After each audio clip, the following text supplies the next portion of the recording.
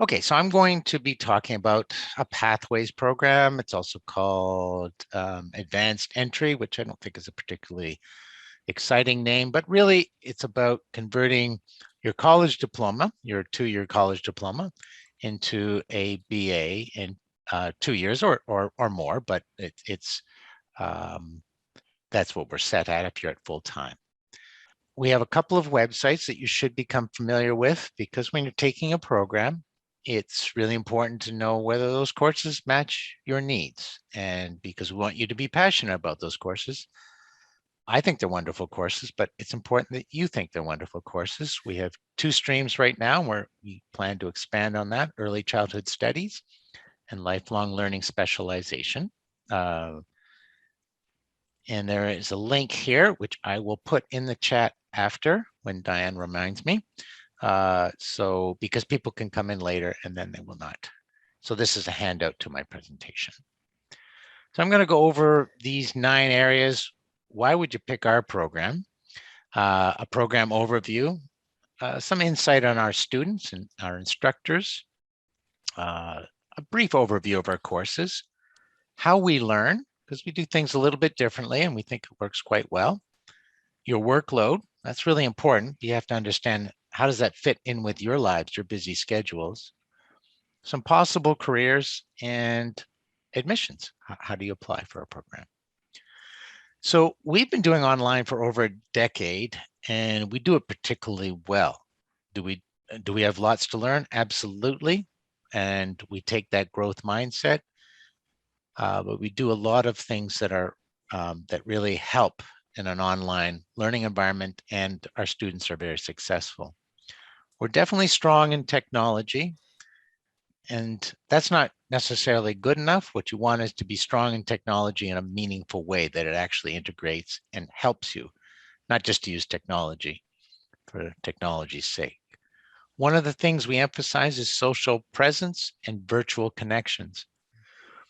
So you will build strong connections with your fellow students. And it might seem a little hard to believe in an online environment, but actually there's a lot of collaboration, and your peers will help you get through this program, particularly in the tougher days and when things get, become a struggle. It's socially, it's really, really important to have those connections. We have a diverse range of students, which just makes us so much better. We're taught by experienced faculty. Most of our faculty have taught for a minimum of 5 years. We do bring in new instructors, new enthusiastic instructors. We have a lot of faculty that are full-time that teach in the program, and that's actually increasing. So you get a sense of stability there. I mentioned that we have 2 specializations, early childhood studies and lifelong learning with technology. We're hoping to expand that next year, and I'll talk a little bit about that. You can work part-time or full-time in our program, and or you can just do the program full-time as well. We have something called problem-based learning, which really, if I'm going to translate that to you, is you work collaboratively with folks, you work on case studies and problems. It's authentic learning, it's meaningful learning. It's not just arbitrary facts and content for you. This is an adult-like program. So we talked a little bit about this, so with some students before they came. In our program, you can be fast-tracked to the BEd program. We have one student who applied to our concurrent program and is intending to go to our BEd program next year, which is wonderful. They're hard to get into. This is a program that will help you prepare you to get into that, and our BA is particularly good for getting you into our BEd program. You also, if you're interested, could do a fast track to our Master of Education program. And that's what Hannah plans to do. And that's a big opportunity that can allow you to teach in a college environment. And it's just, I think, another level of excitement and learning, and it just takes it to another level. So let's talk a bit about our program. So we have 20 courses. So that's what you have to complete to get through the to get your 4-year degree. Each course takes approximately 5 to 7 hours per week. So you'd say, okay, 5 to 7 hours. And there's also a 1 hour synchronous tutorial. The scheduling has consistently been 12 noon and 6 p.m., sometimes 7 p.m. We're working with that, but we want to make it convenient for you. And so that works for people that are working. Many students come at 6 p.m. on. Courses are offered Monday to Friday. And we have 12-week turns, as you can see there, from the fall term from September to December, January to April, and May to August. Our students, I did mention that they were diverse, and they're diverse in a number of ways. Lots of different backgrounds from many different locations, different age groups. We have professionals working part-time and full-time. We have full-time students. Many students have not been in school for a while. Our program is actually ideal for that because we have very caring, supportive instructors. Our students are actually very eager to help each other, and that's important. I mentioned that social presence element, and they're eager to learn. In short, we have pretty wonderful students. Our instructors generally have 5 to 25 years of experience. A lot of that experience is online, extensive online learning experience. Many have taught in our program since it began. It's important to understand that they will act as coaches and guides most of the time. You won't be getting PowerPoint lectures where you just sit there and watch somebody talk for an hour. That's not how we work. It's highly interactive. And our instructors are responsive to our students. We really try to develop that culture, because you can feel isolated when you're online, because you can't just go up to the instructor and say, oh, hi. You have to have an email. They have to wait for an email. And often, there's a certain urgency to email. So we try to be very responsive. And they're caring and supportive. I think that's one of our strengths, really. And that's, I think students really want to feel cared for and supported. That's pretty darn important. Our courses, well, I'm going to talk about how just the organization of our courses, and one way of looking at it, we have what we would consider core courses. So foundations of learning, problem-based and inquiry-based learning, writing for success, multimedia design for learning, teaching methods, assessment for learning, and instructional design. And that can work for early childhood education. It can work for lifelong learning. So there's some flexibility there. If you're in the early childhood specialization, these would be courses you would take: designing inclusive learning environments, developing literacy and numeracy, very important, and holistic learning in early childhood education.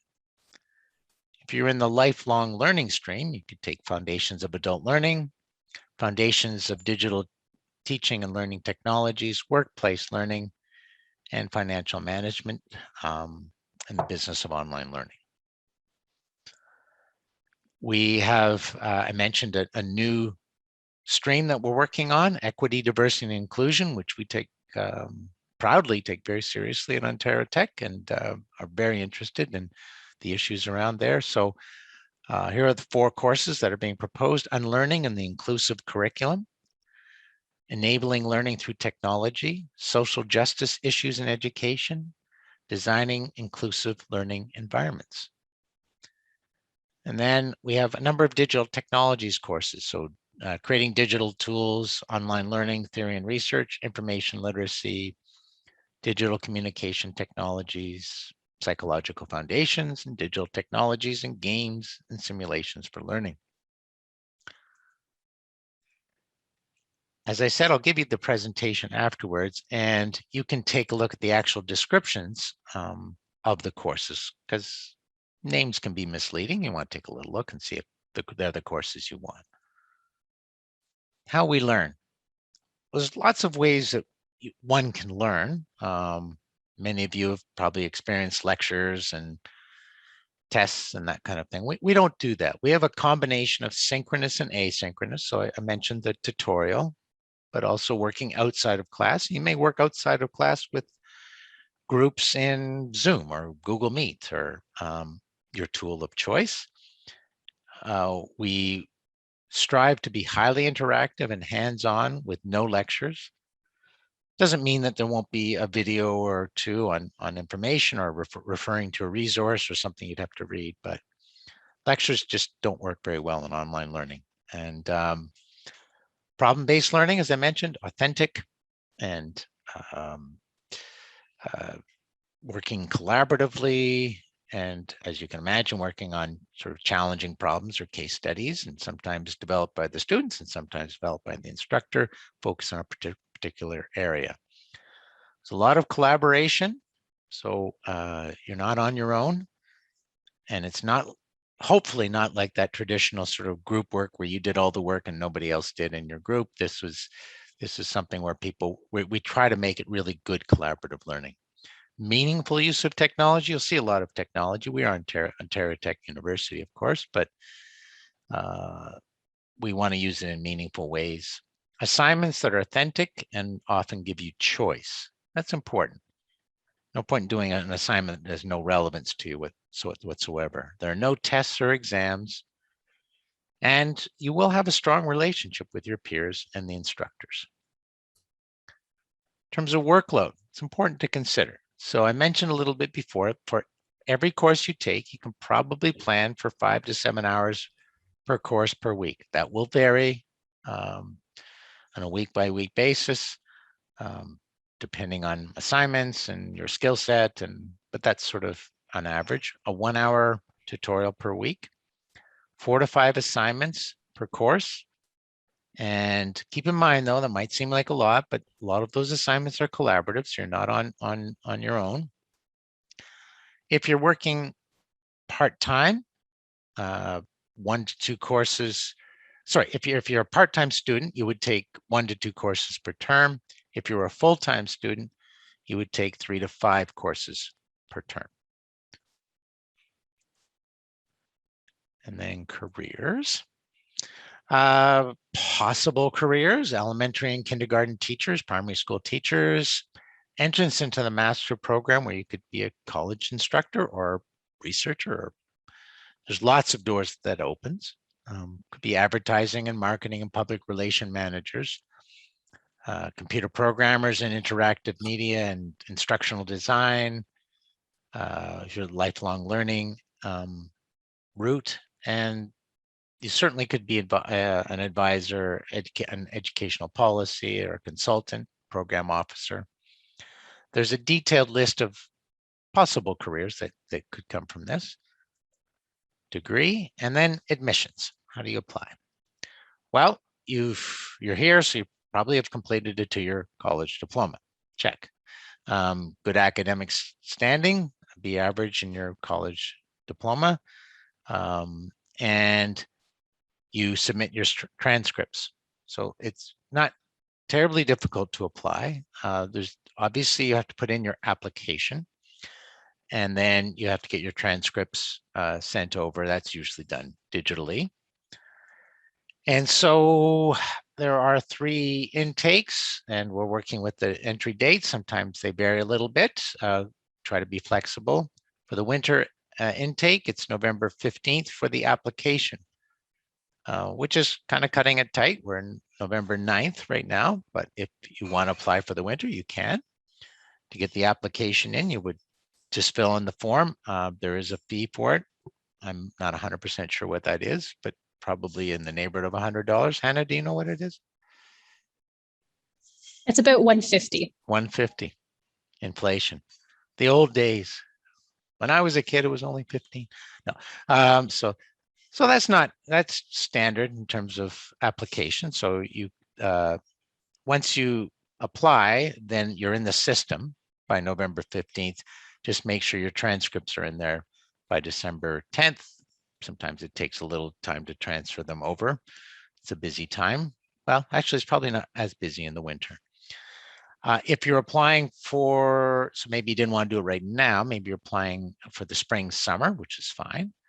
March 31st for the application, June 30th for all those documents to come in.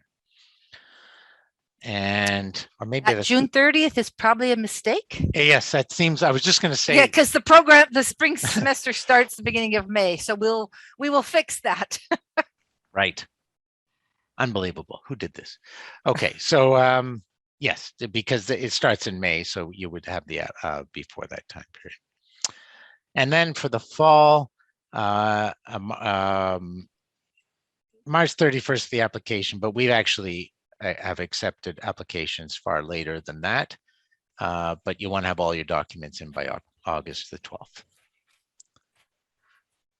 And then there's more information. If you want some information about admissions and transcripts and those kinds of things, you could contact Future Student at ontariotech.ca and they'll respond very quickly. If you have program-related questions, Susan is our secret weapon and extremely supportive. And just use that email address, not her email address, because she'll respond much more quickly to that one. And she'll give you the answers that you need to have. And then, of course, you want to consult the websites because it's important to take a look